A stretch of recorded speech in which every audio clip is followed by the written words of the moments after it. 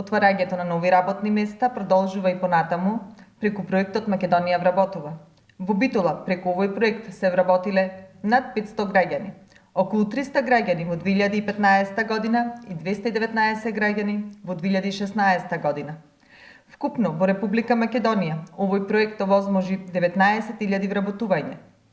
Поддршката во делот на вработувањето продолжува и со финансиска помош за мобилност на работна сила за која огласот е во тек. Во тек е и повикот за субвенционирање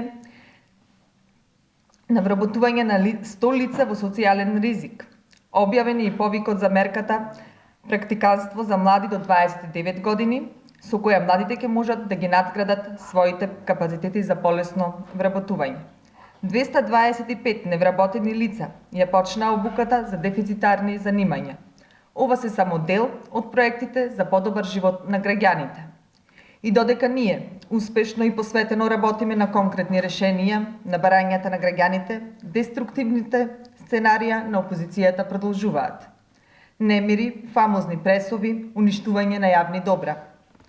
Знаеме дека немаат почит кон ништо, но дека немаат почит и кон загинатите бранители на Република Македонија, не. За жал и тоа го дознавме, СДСМ и денес не оддаде почит на загинатите борци кај Гајре.